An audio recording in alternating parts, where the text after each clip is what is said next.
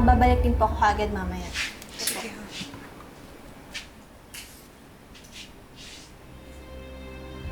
Ano silba mo? Kuya! Ayaw ko!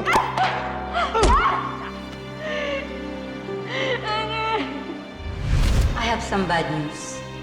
I'm sorry, nawala na ang anak mo. Pagka paulit-ulit pa na mas masakit. Kasi ngayon pati yung anak namin wala na. Hindi ko na kayang pagdaanan ulit yun.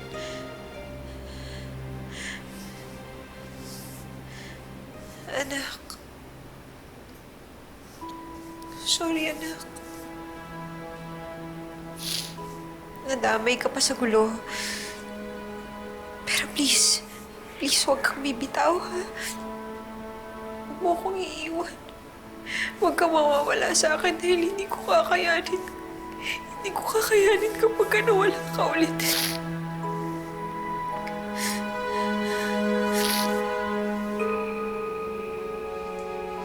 Tito Danilo.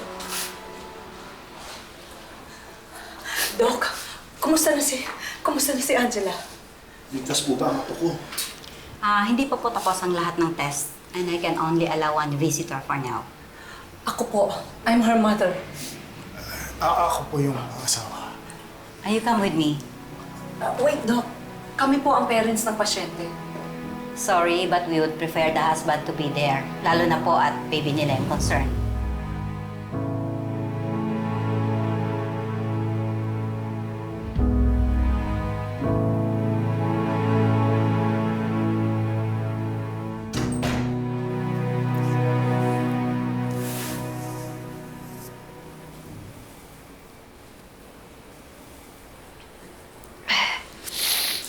Ay, ready na po ako.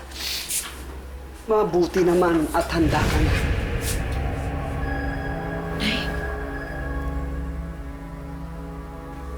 Ano po yung kailangan kong paghandaan? Kinalulungkot ko. Pero hindi pa tapos ang pinagdadaanan mo. Susubukin kayong muli ng panahon. Anong ibig niyo sabihin? Pagsubok na naman? Umamin nga kayo sa akin, pinaglalaroan niyo ba ako? Huwag. Huwag mong pwersahin ang sarili mo. Huwag niyo rin akong paglaruan. Pagod na ako. Sino na naman yung mawawala sa akin ng paulit-ulit yung anak ko? Kahit kailan, hindi ko pinaglaruan ang buhay mo, Angela. Patawad kung yun ang inakala mo.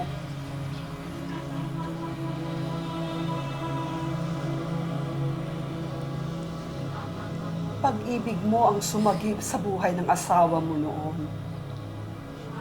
Ngayon, pag-ibig din ang kailangang mangibabaw para malampasan ang parating na pagsubok, para muling mabuo ang pamilya mo.